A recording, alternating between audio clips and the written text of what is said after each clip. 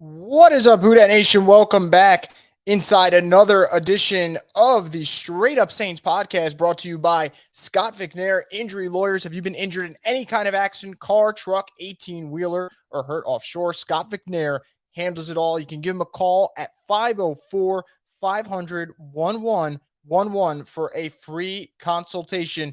They'll always fight for the win. Now, I'm very excited on this Wednesday morning to kick it off talking about one of our favorite Saints players, and that's Michael Thomas, because Michael Thomas returned to the field on Tuesday morning / afternoon in New Orleans for OTAs. Obviously, super pumped about that. This is a player who has been plagued by injuries for the last couple of seasons now, and we all know when he's healthy, he can still get the job done, but we just haven't seen him been able to do that, obviously, due to his health situation. But for him to be out there, get on the field with Derek Carr, obviously a step in the right direction for Michael Thomas. And I think for New Orleans, this is also a great sign in terms of the relationship being on the right track, him trying to get his connection jump started with Derek Carr. Although I'll talk about it in a minute or two, why I feel like that won't be a problem. I actually think that's going to be, if he's healthy, one of the few things that not just Saints fans, the national media is quickly going to latch onto is that Derek Carr, Michael Thomas connection. I truly feel like it can and it will be special if Michael Thomas can stay healthy. And obviously, I'll keep throwing the if around. But let's talk about Michael Thomas's return to the field, because he made some comments talking about his recovery and how he'll feel about training camp. And when he talked about training camp, this is what he had to say to start it off. He said, "We're going for training camp. We're going to be ready for training camp first day one, out there with the team, ready to go full speed, just like the old days and what everyone's used to." First off, absolutely freaking love to hear that. It's like a shot of espresso in the morning to hear that Michael Thomas is going to be ready full speed day one of training camp. You couldn't want anything more as a Saints fan for number 13 to be out there doing what he does best, and that is just light up the football field with his aggressive routes, the way he gets in and out of his breaks. The guy just does it all. But it didn't stop there. You also had Michael Thomas talking about the quote-unquote big three with Rashid Shaheed and Chris Olave and taking them under his wing. Now, he, just to show how aware he is of how every single word gets twisted by people and it happens, he said, like, it's not a knock on the rest of the receiver room. He said they're going to need to step up. And I've said it time and time again, the Saints, for the first time in a long time, have so much depth at wide receiver that I'm excited to see who gets the 4, 5, and 6 spot on the depth chart. Whereas, let's say a couple years ago, I'd be sitting here today going, not that I don't care, but I have no idea. This year, I have some semblance of an idea, but I just don't know who will get it because of the talent, not because I have no idea who will step up. I think the Saints, talent-wise, whether it is Brian Edwards, whether it is Traquan Smith or James Washington or A.T. Perry or Kirk Merritt or Keith Kirkwood, like, the Saints have like 6 guys vying for 3 spots, and that's what you want. You want that depth. So Michael Thomas talked about the room and how deep it is. Now they're going to need guys to step up, and it didn't just go there. I think Michael Thomas did a good job of making it pretty clear that he's here to stay. This isn't like, hey, he made his appearance and that's it. I'll see you in like 2 months from now. No, like, Michael Thomas is ready to put in the work. He's not 100%. He knows he's not 100%, but he's going to try his best and make sure he is by the start of training camp. And as a Saints fan, how could you not be excited about that? Like, that is what you want. You want Michael Thomas in a Saints uniform, back on the field, doing what he does, because I said it yesterday and I'll say it again. If there's any player who is going to get through the just plethora of injuries that Michael Thomas has been plagued by, if anyone's going to get through it, it is Michael Thomas. Because Michael Thomas, just go back to last season, we only got one glorious game of what he can do when he's on his game. But week 1, the Saints were getting blown out by the Falcons, and this man decided to just destroy A.J. Terrell, who is a top-tier cornerback, in his first full game back, nonstop. 2 touchdowns in the fourth quarter, looked like a man possessed at times. And I still think that player is inside Michael Thomas. I still think that player, if he's healthy, will come out, because that's who he is by nature. He's a special one-on-one type of player, and I hope to God he's healthy, and we'll see if he is. But if he is healthy, I think that is going to be great news for Derek Carr. Derek Carr and Michael Thomas, I think something special is brewing, and it's all going to hinge on depth, on health. But I think something special is there. Let's just trace it back to the original steps. Derek Carr is a free agent. Derek Carr is meeting with the Saints. Derek Carr talks about people recruiting him from New Orleans. It turns out the player who was leading the charge was Michael Thomas. And Derek Carr talked about it on Tuesday. Said Michael Thomas was hitting him up nonstop. Did you sign the contract yet? Did you sign the contract yet? Are you joining the Saints? Wanted to know if he was going to be his quarterback. And just to prove that this is no fluke, here's the direct quote from Derek Carr talking about Michael Thomas being in the building on Tuesday. "It's just so cool to have him in the building," Carr said.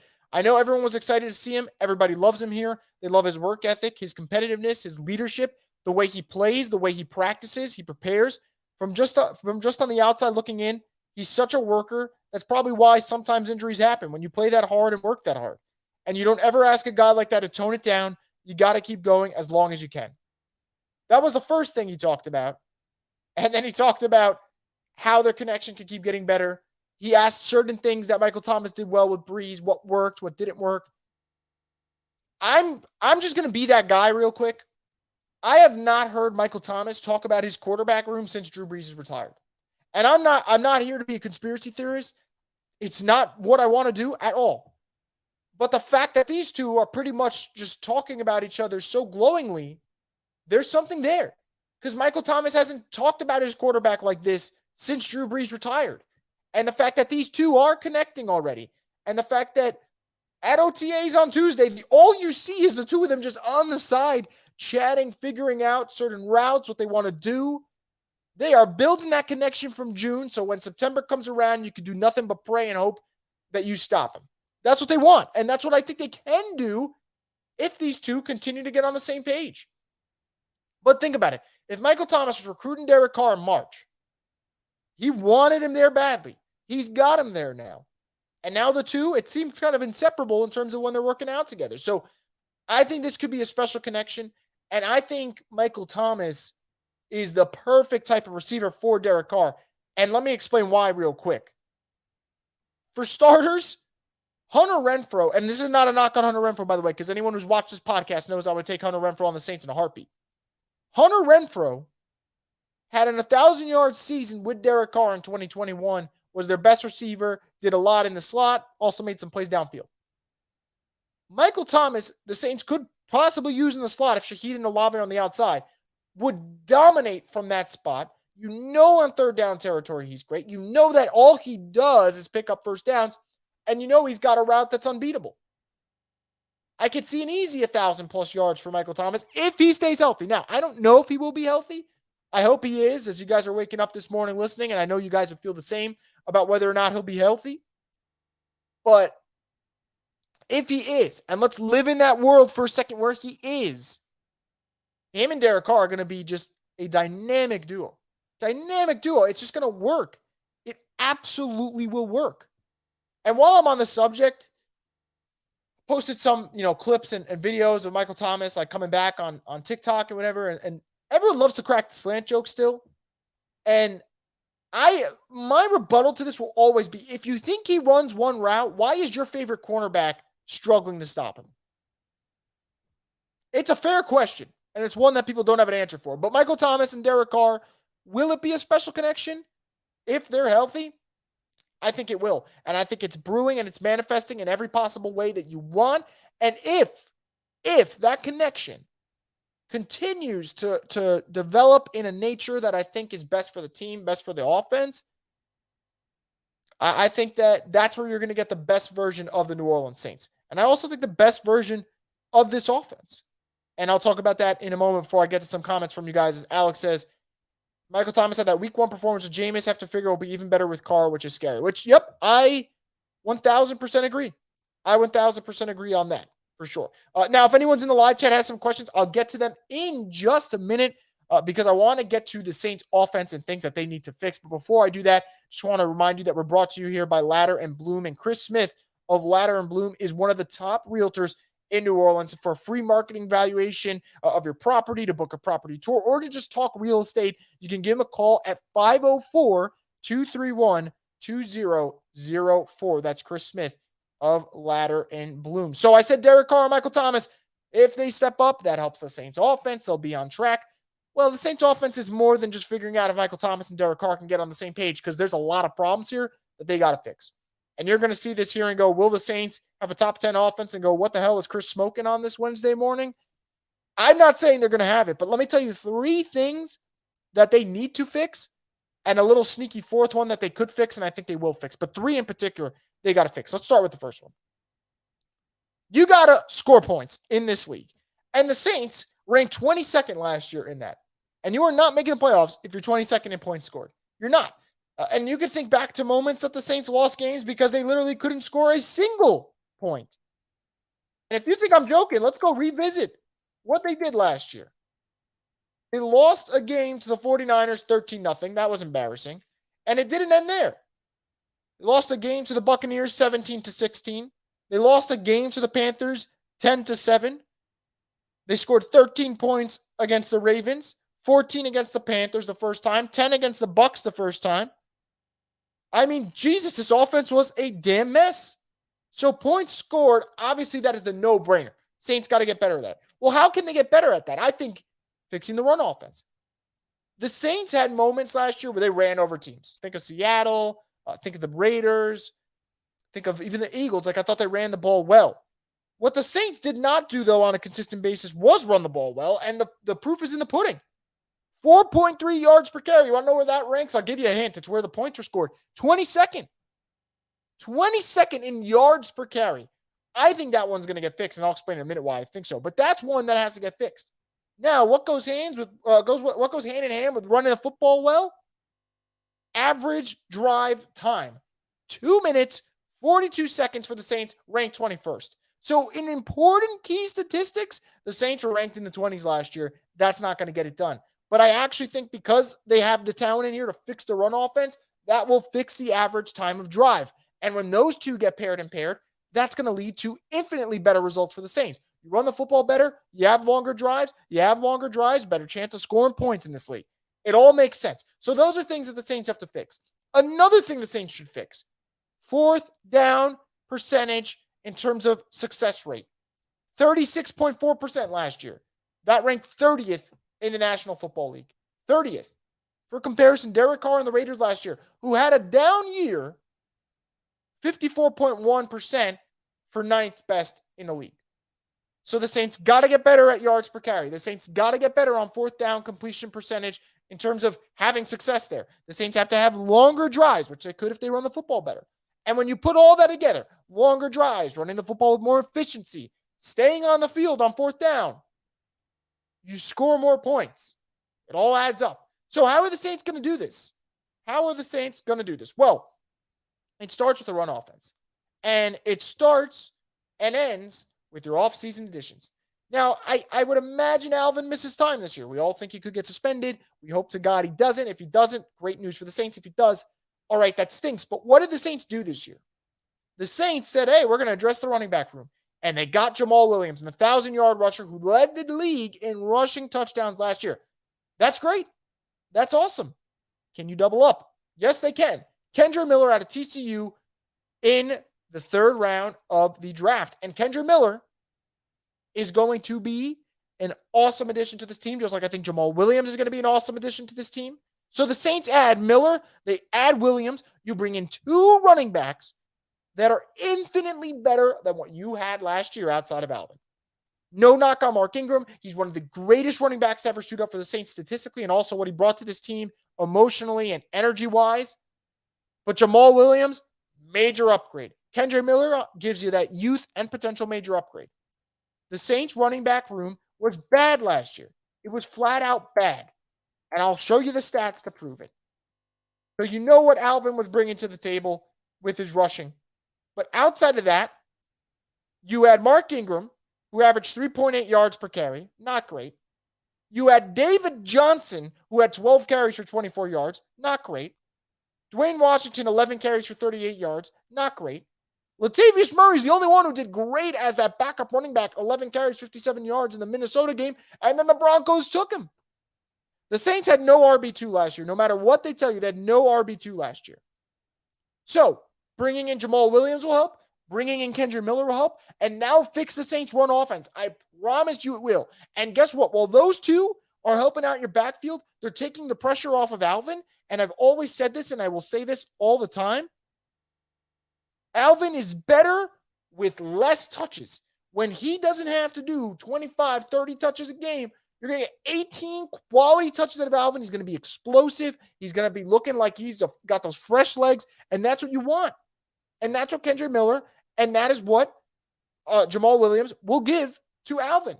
And I think shaking up the running back room and bringing in an infectious personality like Jamal Williams, who's all about his business, but is all about having fun while doing it, you're going to see that energy. And you saw it yesterday. He's at OTAs dancing, and all of a sudden you look to the right, and you see Kendre Miller's dancing with him. And that's what I love to see, because when I go back to the Saints in 2017 and 2018, what they do well, they ran the football well, and the energy in the locker room was freaking contagious.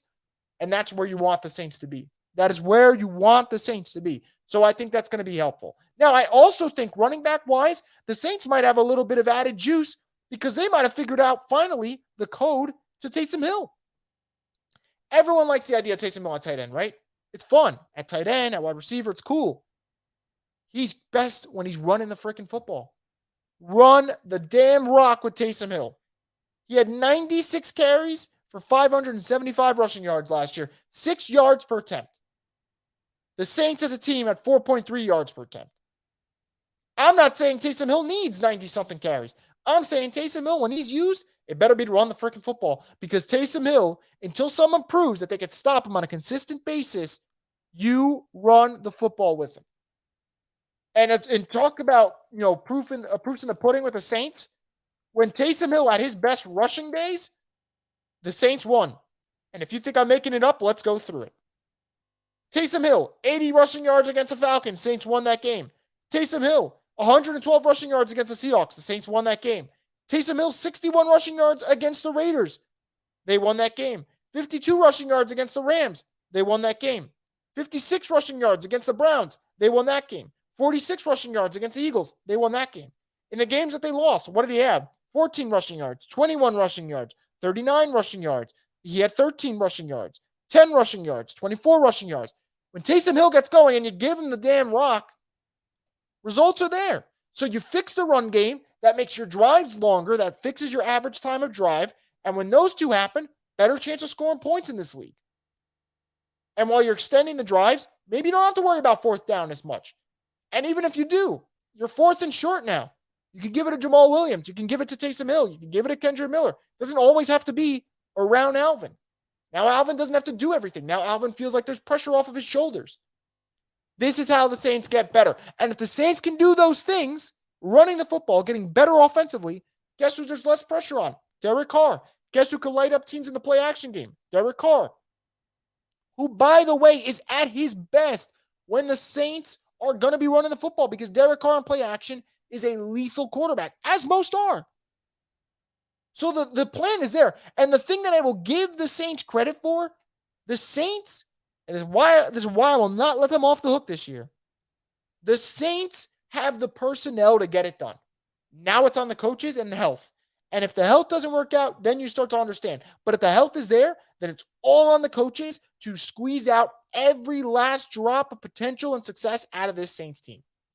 And I hope they will, and I think they will, but it's up to them.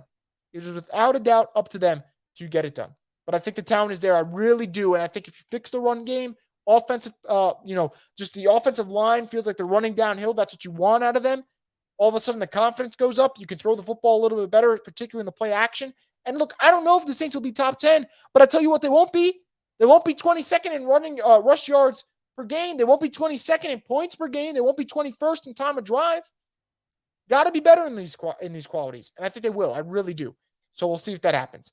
Now, let me switch gears here and talk about what you guys want to talk about with the New Orleans Saints. So from this point forward, if you have a comment, a question, a concern, a prediction, a general statement, you can throw it in, and we'll pull it up here on the Straight Up Saints podcast. I see you guys coming in here, and I appreciate you, as always, this morning coming through the live stream. So we're going to start off with this one. How many wide receivers do you think we keep, Chris? So I think that's, first off, great question. I think for starters, you obviously know who you are keeping with Chris Olave, Michael Thomas, Rashid Shaheed. There's your three, obviously. Now, Saints fans aren't going to want to hear this, but I actually think there's a very good chance that Tre'Quan Smith does make the roster. I really do. And I know that's not what fans want to hear, but I think that's a possibility. So let's say Tre'Quan makes it, that's 4. I think that one of Bryan Edwards and James Washington could make it. That would be 5. And maybe A.T. Perry. So I'm going to go 6 make it. And I think the Saints can afford to do that because I think there's a good chance a guy like Kirk Merritt or Keith Kirkwood you could bring back anyway. They've come back before. Why can't they do it again? So I'm going to go 6 with Olave, Shaheed, Michael Thomas, and then some group of this 4 of James Washington, Tre'Quan Smith, A.T. Perry, and Kirk Merritt. 3 out of those 4. And honestly, take out Kirk Merritt, put in Bryan Edwards. 3 out of those 4, that would round out my 6. But I think 6, and I think this is the first time in a long time that I feel really, really good about this Saints personnel group and wide receiver group as a whole. Alex says, definitely have the skill players to be top 10. A lot will depend on the health and productivity of the O-line and, of course, the play calling. No excuses for Carmichael this year.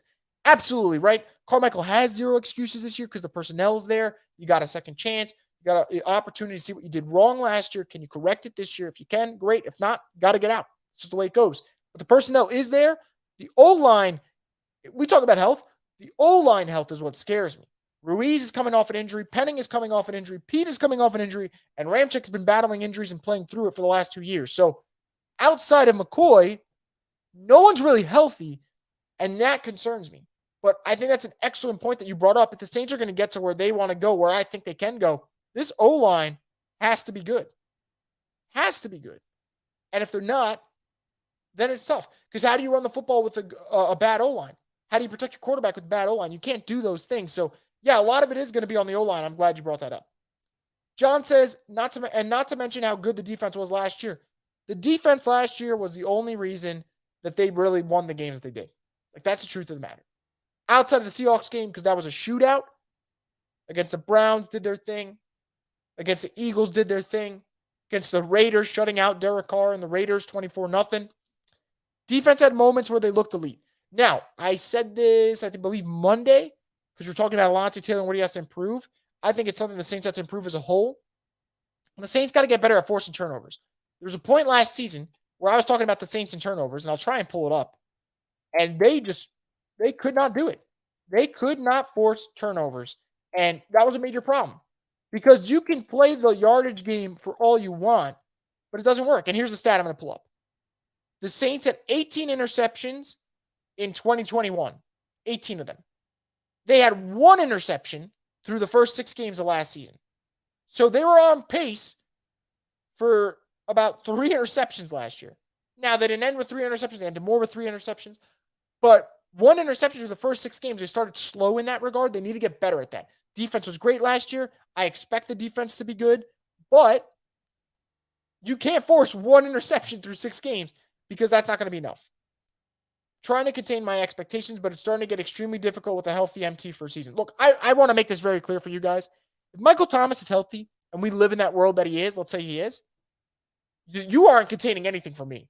You are not containing my excitement about this Saints team because I still think that Michael Thomas can bring it. Now, because we live in that world where injuries are a concern, especially the last couple of years for him, I can't sit here today and promise you guys that he'll be healthy. I can't sit here today and bank on a Saints playoff appearance or Saints Super Bowl run, whatever. I can't do that. Like, I don't want to live in the delusion of that, but he is getting healthier. And if he is on the field, the Saints are going to be a better football team. And I think it's okay for us to accept that reality, right? Of if he's on the field, they're going to be better, but not get our hopes up too much where if he gets hurt, we're back in that sulking position of, what happened? Why did we get down this road again? So we'll see there. But I think that's going to be interesting. Asking about Kendre Miller, when is he going to get reps? Isn't he hurt? So Kendre Miller had a torn MCL for the Saints coming in to the Saints. Happened in I believe the college football playoff. Obviously not what you want there. But he's talked about his confidence. He's also talked about being 100% for training camp. So the reps are going to increase. I think for him, he's been doing not even light drills. He's been getting his running in. But the Saints have been talking about taking it easy with him anyway. But I would expect come training camp, like Michael Thomas, you are going to see a full-on attack from Kendre Miller. You're going to see a guy that's going all out. He looks great on the field already. Like, I honestly think that he's so close to being 100% anyway. Like, he's getting there. So I think for him, you're taking those steps. It's about getting to 100%. And I think you will be there for training camp. So you're going to see him get those reps. You will see practice videos of Kendre Miller soon enough. So don't panic there. It's all part of the process for him. Again, torn MCL, not torn ACL. So that's the good news there. But he'll be ready to go. I really do. Dylan says Kamara, Miller, and Williams are going to be a three-headed monster. I think they can be. You got the do-it-all back in Alvin. You got the goal line, Jamal Williams type of guy who had 1,000 yards and 17 rushing touchdowns last year. And then you got Kendre Miller, who can do all that and has the fresh legs of coming into the league as a rookie, feeling like you could take on the world. And let's not kid ourselves. We've seen a rookie running back for the Saints do his thing before. The Saints vet used to be that rookie. Alvin used to be that rookie that revitalized the Saints running back room, that took them back to their glory days. Kendre Miller can give them that kind of jolt that they need. I really feel that way. I really do. Foster says Taysom's got to be used more. Wholeheartedly agree there. I think even if it's not used more, you got to use Taysom at running back. Well, obviously playing the quarterback position, but running the football. Because until teams show you that they can stop QB power on a consistent basis, you run that play. Like, look, I've seen QB power get stuffed from time to time, but I've never seen it get stuffed time and time again. And that is the difference. That is the difference. Is MT supposed to be 100% by preseason? Yes. Yes, he is supposed to be 100% by preseason. I'll read the quote again for you guys real quick about training camp. But this is what he had to say about training camp. We're going to be ready for training camp first day one, out there with the team, ready to go full speed, just like the old days and what everyone's used to. So he thinks he's going to be ready for training camp, but he will be 100% for preseason. That is not a prediction. That seems to be a fact at the moment. So we'll see what happens there. Really good question here. Do you feel like we would address linebacker in free agency? I think the Saints will look around because it's DeMario and Pete, but after that, it's Zach Bond and DeMarco Jackson and Andrew Dowell, and those are not the pieces that the Saints probably can feel comfortable with if Pete Werner or DeMario goes down. So, look, if Zach Bond or DeMarco Jackson lights up minicamp, maybe the Saints change their perspective. But as of now, do you feel great about that linebacker room? I don't. I don't in the slightest. So you look around, the problem is, who do you like that's available? I mean, Quan Alexander's available, John Bostic's available, Miles Jack, I believe, is available, Deion Jones is available, Zach Cunningham. You're probably recycling through an older guy like in his 28, 29, maybe even 30s, and hoping you can revitalize their career. But look, it's a depth thing, so I don't think that's the worst thing in the world, bringing in one of those guys. And you're not saying they're going to start. They're going to start, God forbid something happens. So you can live with it. But I want to make it very clear, if the Saints have it their way, it is Zach Bond or DeMarco Jackson finally taking that next step, just like Caden Ellis last year took that next step. And obviously now Caden Ellis is with the Falcons, and he got paid, and he got what he deserved after what was a breakout season. You would love to copy that formula again and have one of those two guys step up and kind of be that de facto linebacker 3 who can fill in for if Pete Werner goes down or if DeMario goes down. And you don't want that. You want Pete and DeMario out there because Pete and DeMario are a very, very special linebacker duo. But it's the reality. But it's a great question. I think for the Saints, it comes down to how comfortable do you feel with Zach and DeMarco Jackson? And if you don't feel good about Bond and you don't feel good about Jackson, then yeah, you scan that linebacker free agent pool and you say, which one of those vets that I mentioned, Zach Cunningham, Quan Alexander, John Bostic, Deion Jones, like which one out of that group do you want to take a shot on? And whichever one they do will probably be a guy that they feel good about playing off-ball linebacker, because I can tell you that's what they want. They don't want some guy who can just get after, because if they could get after the quarterback, then Zach Bond's probably your guy. Because people forget Zach Bond at Wisconsin, we can pull it up here, was a pretty damn good player. Zach Bond at Wisconsin, before he went to the NFL, in his final season with them, had 12 and a half sacks. So he can get after the quarterback. It's off ball that he's struggling. Alex asks, is A.T. Perry going to be able to get reps this year? I will say he could, but the problem is if he gets them, then you're like, okay, did he get them because of injuries? And if that's the case, that's the last thing any of us want. You don't want Michael Thomas or Chris Olave or Rashid Shaheed going down, and that's why A.T. Perry gets his reps. But if A.T. Perry balls out in minicamp and balls out in training camp, and he ends up the 4th guy on the depth chart, then he's going to get reps out of just earning them, not out of necessity. So I do think that there's a possibility the answer to your question is yes, but you kind of hope that it's not just because you want everyone else to stay healthy. Now, if he gets reps, great for him. Obviously, that's what you want. If he earns them, awesome. But the way I'm looking at it, you got the 3 that you know above him, but I still think it's going to be hard for him to beat out guys like Traquan, guys like James Washington, guys like Bryan Edwards. And if he does, fantastic, because those are wide receivers who've been in this league for years. And that would just be a testament to how fast he's developed and the Saints getting a potential steal. But I don't know. I think it might take some time for him. But he's had some flashy plays so far at OTAs. The size is there. The production at the collegiate level is there. So why not? We'll see what happens. But I love the question. I think A.T. Perry, potential-wise, could definitely add a little bit of juice to this wide receiver room. Can Jordan Howden eventually start at nickelback, or is he the future replacement for one of the safety positions? Great question. Jordan Howden, what I like about him is he could do both. And what I like about him is experience. So much experience at Minnesota. And he had a lot of experience on special teams as well. So, I think Jordan Howden is going to make this roster. And I think Jordan Howden, when the pick was made, it was one of those guys that's like, all right, special teams. But every week, it's, Jordan Howden looked good at OTAs. Jordan Howden had a good day at practice. And when you do it 3 straight weeks, when do you rip off the fluke label and say, maybe this is just who this kid is?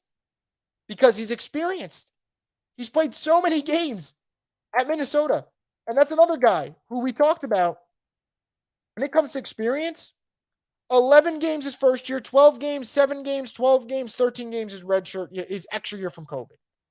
So this guy has played over 50 games, has 240 plus tackles, 4 interceptions, 20 pass breakups. Jordan Howden has been around the block more than a few times. So I think for this year, you're probably looking at special teams and maybe if someone gets hurt at that safety position, because I think in the nickel, you can use Bradley Roby, and you've been using Alontae Taylor at practice in the slot a little bit. So maybe that's where we'll see him sometimes from time to time there. So maybe not so much for Howden, but look, Marcus May's got his own legal situation. Marcus May did not play great last year. Tyrann Mathieu, I took back every criticism I had because the second half of the season was fantastic. It wasn't good. It was fantastic. He looked like the honey badger of old. But I think Howden, maybe he could earn some reps there. And I know you guys will bring up Smoke Monday, and rightfully so, but Howden has been better than Smoke so far in OTAs. Now, it's early, right? You got June and July and August for a reason. But Howden has impressed so far, and we'll see. I don't anticipate him getting a bulk amount of snaps, come the season on defense. But this kid is working his way up faster than I thought he would. What do you think the D-line rotation looks like? Well, for starters right now, you know what you got in terms of the starters. And what the starters right now at the moment, it's kind of weird. It's been Cam, Colin Saunders, Carl Granderson, and I believe it's been Malcolm Roach. Now, what I believe is going to happen is it depends on the personnel, and it depends also on what you're grouping up for. If you're going up against the pass, I think you're looking at Cam Jordan, Nathan Shepard, possibly Brian Brzee, and then maybe Carl Granderson. Depends on whether or not Peyton Turner steps up. But rotation-wise, you have, let's go through our first base. You have Cam Jordan, Nathan Shepard, Colin Saunders, Carl Granderson. That would be maybe your first 4. Your second 4 is pretty good, actually. It's Peyton Turner, Brian Brzee, Malcolm Roach, Isaiah Foskey. That, for me, is the all-potential group, right? Peyton Turner, Brian Brzee, Isaiah Foskey. Potential-wise, that group has more potential than the first group. They just got to put it together. But there's that. And then it doesn't stop there. You also have Tano Passanio, who is there as your third guy, I'd say, at defensive end. And you can move him inside too. He's very interchangeable. So I think rotation-wise, the Saints have the pieces. And it isn't about health as much as it is about, are these guys going to realize their full potential? And if they do that, fantastic. If they don't, obviously I'll be disappointed about that. But I mention it. Nathan Shepard, the Saints brought him in because they think he could be a pass-rushing defensive tackle. Colin Saunders, Saints brought him in off his best season with the Chiefs. 48 tackles, 3.5 sacks, Chiefs win a Super Bowl last year. Not saying Colin Saunders was the secret sauce to them winning a Super Bowl, but it helps that he was healthy and he was good in their playoff run. So you bring him in. Carl Granderson last year, situationally, 5.5 sacks, not bad. Especially when you start to realize he heated up at the end of the year.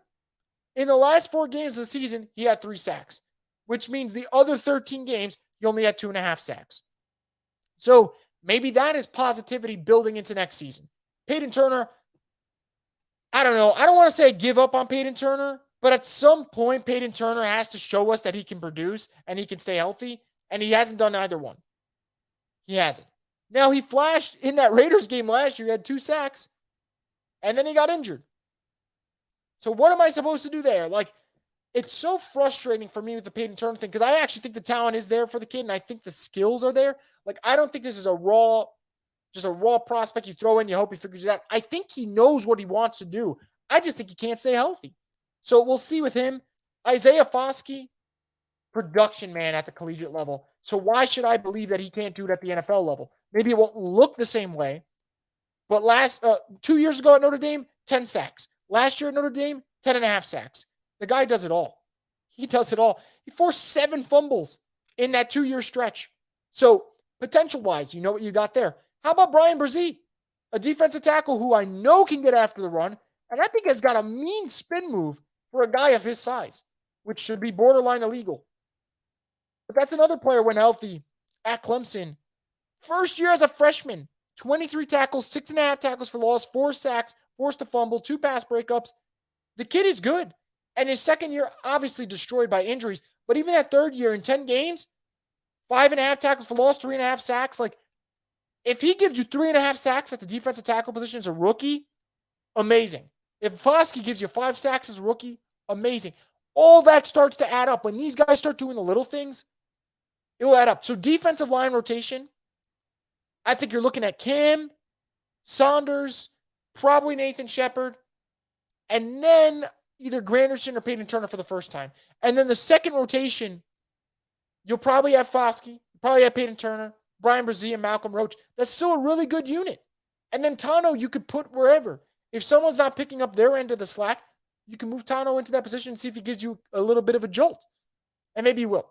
But I really, really, really, really like the depth of this defensive line. I don't know if the potential is going to play out, right? Because potential is one thing, production is another. And you hope one day the potential matches the production, but you don't know if it will. But I do think it is there, and I do think for New Orleans, in a division that isn't exactly stacked with quarterbacks, and a schedule that I've gone over time and time again doesn't feature a lot of great quarterbacks, the time is now for this defensive line. And I actually think what also is going to help the defensive line is that I think this is going to be a top 5 secondary. The Saints last year were second in fewest passing yards given up, and Marshawn Lattimore missed 10 games. He missed 10 games. Paulson Adebo wasn't good. Tyrann Mathieu needed a half a season to get going, but he was great that second half. And they finished second in pass yards allowed per game. So I think this secondary is going to be better.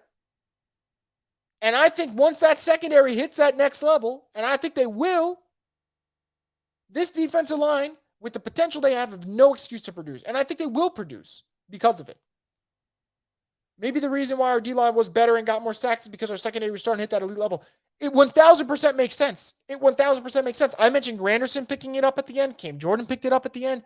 Well, what also picked up at the end? Alontae Taylor started to become a really, really good cornerback. Tyrann Mathieu really started to come into his own. PJ Williams did his usual play well at the second half of the season. And even guys like Sorensen, who no one wants to talk about, played really well at the end of the year. Sorensen, in the last couple of games for the Saints, had 2 interceptions. 2 interceptions in the last 3 games. So the Saints were starting to get better, more opportunistic in the secondary. Defensive line stepped up. Got to have that cohesion. And I think all the talent is there. And I'm going to be saying this, guys, and I'll be recording an awful lot, live streaming an awful lot, and you guys are going to see my annoying face an awful lot talking about the Saints. And the one thing I'm going to keep telling you is, health permitting, the talent is there for them to be a competitive/contending team. It's on the coaching staff to maximize this potential and this ceiling of this Saints team. I don't know if they will, but that's why they get paid. And that's why they got brought back to New Orleans for another season. A chance to recorrect the wrongs of last year. If they can't do it, they'll be out, and the Saints will have a new coaching staff, and I'll be here to talk about it.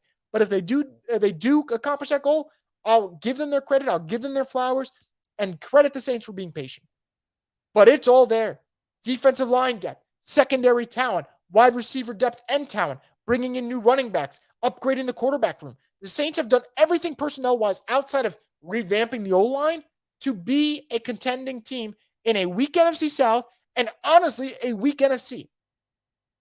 Now it's up to them to get it done, and we'll see if they do that. And if they accomplish that goal, man, I know we'll all be happy and we'll be smiling.